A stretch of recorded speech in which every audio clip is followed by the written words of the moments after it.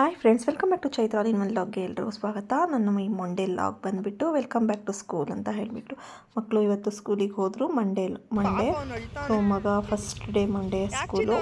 ಮಗಳಿಗೆ already school start ಆಗಿತ್ತು. ಅವಳು 9th ಸ್ಟ್ಯಾಂಡರ್ಡ್ ಆಗಿದ್ದರಿಂದ ಅವಳಿಗೆ 1 ವೀಕ್ ಆಲ್ರೆಡಿ ಬೇಗನೆ ಸ್ಟಾರ್ಟ್ ಆಗಿತ್ತು.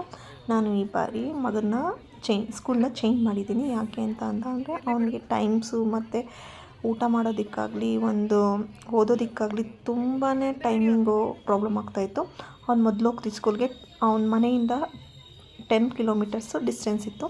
ಸೊ 2 ಇಯರ್ಸ್ ಹೆಂಗೋ ನಾನು ಕಳಿಸ್ತಿದ್ದೆ. ಮತ್ತು ನಮಗೆ ಅವರು ವ್ಯಾನ್ ಫೆಸಿಲಿಟಿನ ಡೋರ್ ಟು ಡೋರ್ ಕೊಡ್ತೀವಿ ಅಂತ ಹೇಳಿದ್ದು. ಬಟ್ ಆದರೆ ಆ ಥರ ಕೊಡಲಿಲ್ಲ ನಮಗೆ.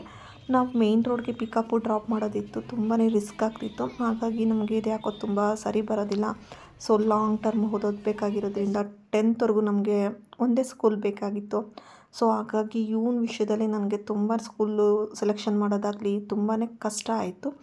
ಸೊ ಹಾಗಾಗಿ ನಾನು ಕೊನೆ ಡಿಸಿಷನ್ ಮಾಡ್ಕೊಂಡಿದ್ದು ಮಗಳ ಸ್ಕೂಲಿಗೆ ಹಾಕ್ಕೊಳ್ಳೋಣ ಅಂತ ಹೇಳಿಬಿಟ್ಟು ಮಗಳ ಸ್ಕೂಲಿಗೆ ಹಾಕ್ಕೊಂಡೆ. ಸೊ ಅದೇ ಬೆಟರ್ ಅಂತ ಅನ್ನಿಸ್ತು.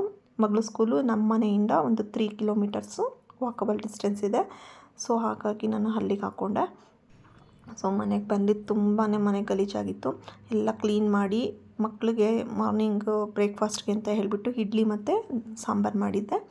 ಸೊ ನಾನು ಎಲ್ಲ ಮನೆ ಕ್ಲೀನ್ ಮಾಡಿ ರೆಡಿ ಆಗಿ ನಾನು ಸ್ವಲ್ಪ ಮಲ್ಲೇಶ್ವರಂಗೆ ಹೋಗೋದಿತ್ತು. ಹಾಗಾಗಿ ಫುಲ್ಲು ಕ್ಲೀನ್ ಮಾಡಿ ರೆಡಿ ಮಾಡಿದೆ. ನಂತರ ಹಸ್ಬೆಂಡ್ ಬಂದು ಟೀ ಮಾಡ್ತೀನಿ ಅಂತ ಹೇಳಿಬಿಟ್ಟು ಟೀ ಮಾಡ್ತಾಯಿದ್ರು. ಅವರು ಸೆಕೆಂಡ್ ಶಿಫ್ಟ್ ಆಗಿರೋದ್ರಿಂದ ಅವರು ಕೆಲವೊಂದು ಟೈಮು ಟೀ ಎಲ್ಲ ಕೇಳಿದ್ರೆ ಮಾಡಿಕೊಡ್ತಾರೆ. ಸೊ ತುಂಬ ಚೆನ್ನಾಗಿ ಮಾಡ್ತಾರೆ ಅಂತ ಹೇಳಿಬಿಟ್ಟು ಅವ್ರ ಕೈಲೇ ಮಾಡಿಸ್ತೀನಿ. ತುಂಬ ಚೆನ್ನಾಗಿ ಮಾಡಿರ್ತಾರೆ. ತುಂಬ ಟೇಸ್ಟಿಯಾಗಿರುತ್ತೆ. ಒಂದೊಂದು ಟೈಮು ಸ್ವಲ್ಪ ಶುಗರೆಲ್ಲ ಜಾಸ್ತಿ ಹಾಕಿರ್ತಾರೆ. ತೊಂದರೆ ಇಲ್ಲ, ಅಡ್ಜಸ್ಟ್ ಮಾಡ್ಕೊಳ್ಳೋದು. ಪಾಪ ಅಷ್ಟಾರು ಮಾಡಿಕೊಡ್ತಾರಲ್ಲ ಅಂತ ಹೇಳಿಬಿಟ್ಟು ನಂತರ ಇಲ್ಲಿಂದ ನಾನು ಮಲ್ಲೇಶ್ವರಂಗೆ ಹೋಗಿ ಮಲ್ಲೇಶ್ವರಮಿಂದ ಶಾಪ್ಗೆ ಹೋಗಬೇಕು.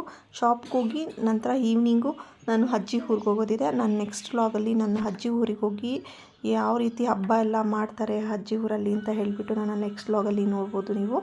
ಸೊ ಇದೇ ರೀತಿ ನನ್ನ ಚಾನಲ್ ನೋಡ್ತಾಯಿರಿ. Thank you for watching.